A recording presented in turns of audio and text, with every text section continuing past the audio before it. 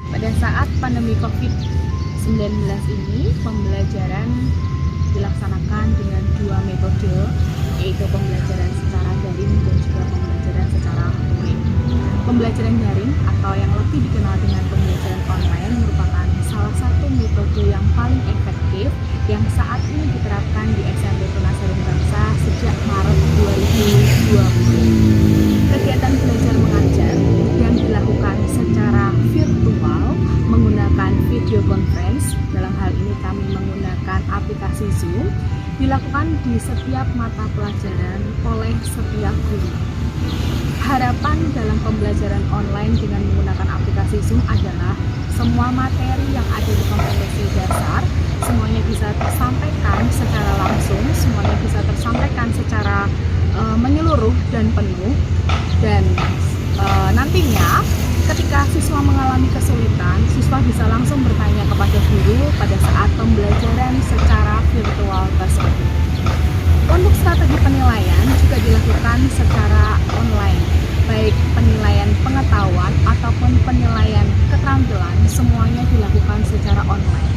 Kami menggunakan aplikasi Google Form, Quizzes, WhatsApp, Instagram, YouTube, semuanya kami gunakan untuk mendukung strategi penilaian yang berjalan di SMP Tunaserum Bangsa.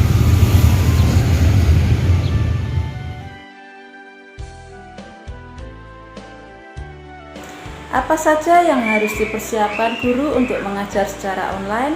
Pertama, pembelajaran daring dapat dilakukan dengan menggunakan fitur video conference call seperti Zoom, Google Meet, Skype, dan lain-lain. Kedua, berbeda dengan pembelajaran tatap muka yang durasinya cukup panjang, pembelajaran daring memiliki durasi yang terbatas. Hal ini dikarenakan dalam pembelajaran daring, guru sulit untuk menjelaskan secara langsung dan interaktif dengan siswa. Untuk itu, guru perlu membuat materi ajar yang ringkas untuk memudahkan siswa dalam mencerna materi yang diberikan, contohnya dengan membuat PPT. Ketiga, karena PBM dilakukan secara daring, tentunya guru dapat memanfaatkan berbagai fitur digital yang digunakan untuk menunjang pembelajaran, seperti fitur Google Classroom dapat digunakan untuk menyebarkan materi pembelajaran dan mengumpulkan tugas siswa. Yang keempat, guru dan siswa harus memiliki akses internet yang mendukung agar kegiatan PBM daring dapat berjalan dengan lancar. Itulah yang harus dilakukan untuk mengajar secara online dan persiapan seorang guru untuk mengajar secara online.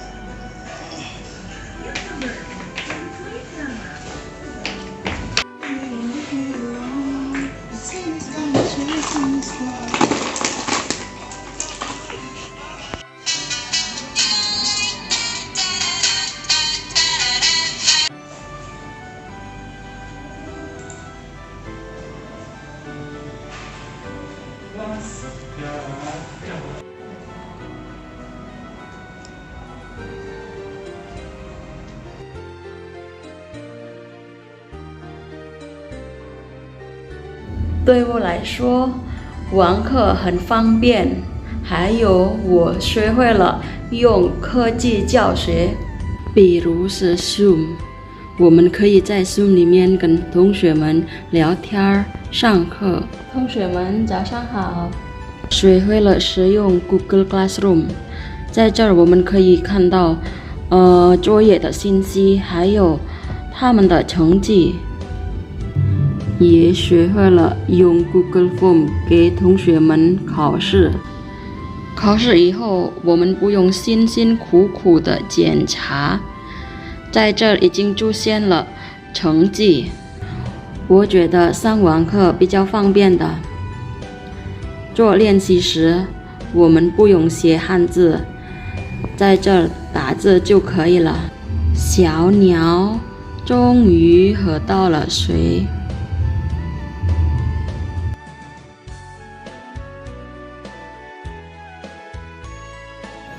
对我来说，老师们不能只关注课本教学，更应该多关注学生的所思所想，要注重互动教学，提升网络教学氛围，多鼓励学生们积极参与，加强预习、复习互动，也要鼓励学生在家多阅读、多思考，掌握适合自己的学习方法，养成独立学习、独立思考的好习惯。还有多用赏识教育的方法，用欣赏的眼光去发现每一个学生身上的闪光点，鼓励学生在疫情下更好的学习与成长。还有第二呢，老师们要加强沟通，关注学生的身心健康，要做好学生情绪的引导，多交流，通过与学生谈心、与家长电话、WhatsApp 交流，随时掌握学生的思想动向。还有多组织班级互动课，多让学生交流互动学习，碰撞思想火花，也可以谈谈在疫情期间各自的学习和生活所感所悟，鼓励学生合理安排作息时间，好好学习，健康生活。谢谢。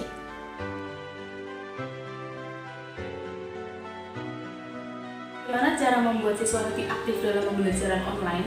Yang pertama, yang pernah saya lakukan adalah ketika saya memberikan latihan soal, kemudian saya menampilkan share screen dan itu berupa layar putih dan itu kita anggap sebagai papan tulis. Nah, kemudian saya memilih siswa secara acak untuk mengerjakan soal tersebut di screen tersebut. Kemudian screen tersebut kita anggap sebagai papan tulis. Yang kedua, setelah ada fitur breakout rooms dan saya tahu dari Pak Rahmat, kemudian saya mencoba dan setelah dicoba kemudian saya melakukan evaluasi pembelajaran terhadap anak-anak dan ternyata anak-anak tertarik untuk fitur diskusi di dalam online.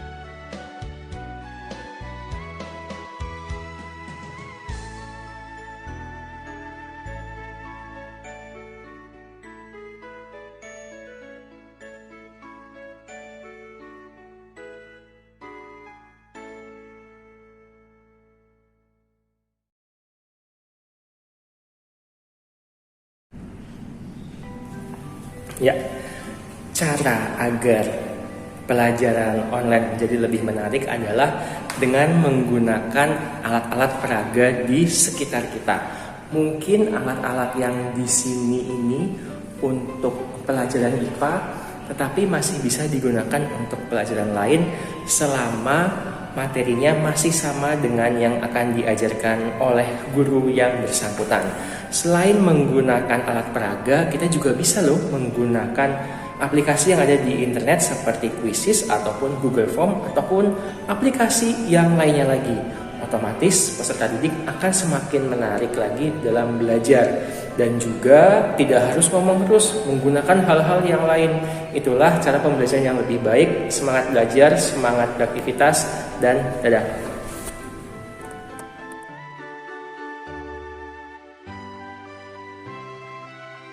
Menjadi guru yang mengajar secara online itu bukan hal yang mudah. Sebab murid bisa saja bosan ketika menerima pelajaran secara online. Konsentrasi akan berkurang. Penangkapan materi kurang maksimal.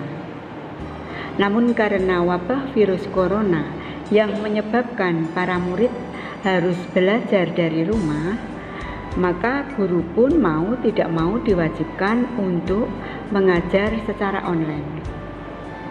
Para guru tidak usah khawatir dan patah semangat karena ada banyak hal yang bisa dilakukan saat mengajar secara online agar murid tetap antusias dan bersemangat saat menerima materi.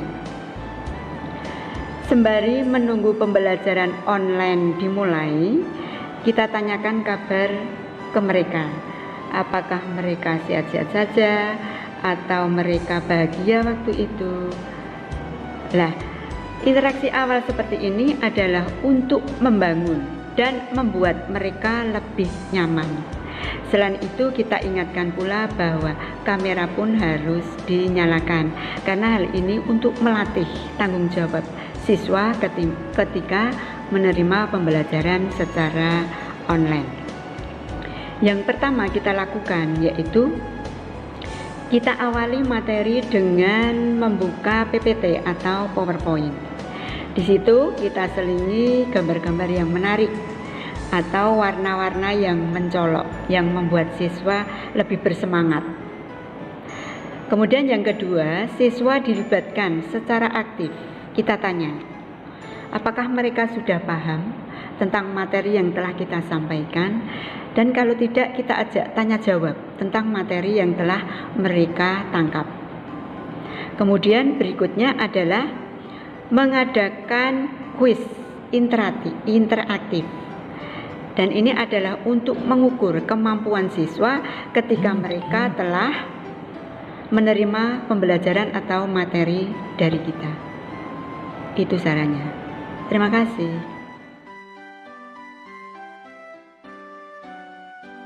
Halo teman-teman, dalam video ini Pak C ingin menyampaikan harapan dan doa Pak C ketika teman-teman belajar di masa pandemi ini. Pak C sangat berharap bahwa teman-teman di masa pandemi ini bukan menjadi alasan untuk semakin bermalas-malasan, namun di masa pandemi ini bisa dijadikan kesempatan bagi teman-teman untuk semakin bisa mengekspresikan diri, semakin bisa percaya diri pada dirinya sendiri, dan Pak C berharap juga kalian bisa semakin merdeka dalam belajar dan bebas untuk mengungkapkan pendapat atau karya teman-teman. Oke, tetap semangat belajarnya, jangan menyerah, jaga kesehatan.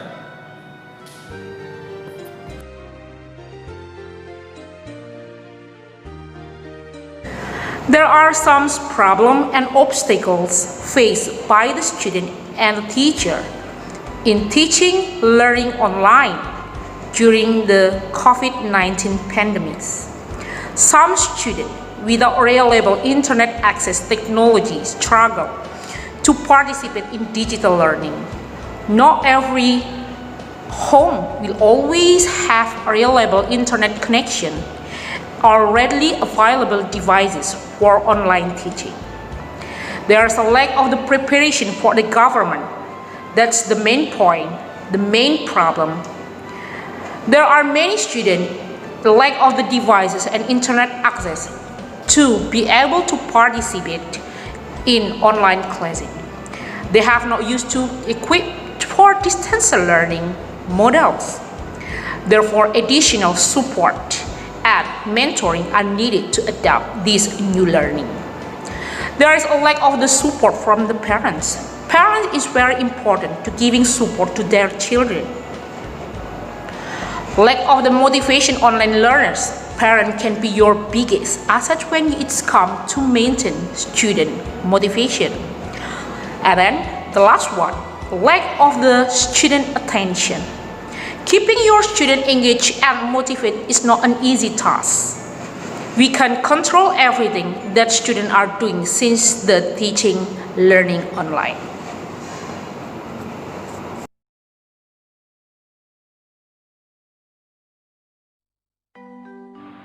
Apakah perbedaan pembelajaran offline dan online? Kalau offline artinya pembelajaran secara tatap muka, kita lebih mudah mendisiplinkan peserta didik dalam segala hal. Apalagi ketika kegiatan belajar mengajar di kelas. Sedangkan online tidaklah mudah mengajak anak-anak untuk membangun kesadaran tentang tugas dan tanggung jawab sebagai seorang pelajar. Apalagi terkadang kendala yang terjadi selalu dijadikan alasan untuk tidak mengikuti pembelajaran secara Zoom. Banyak contohnya, misalkan sinyalnya kurang kuat, kuotanya habis, bahkan listriknya mati. Itu yang membuat anak-anak menjadi kadang malas untuk tidak mengikuti pembelajaran secara Zoom.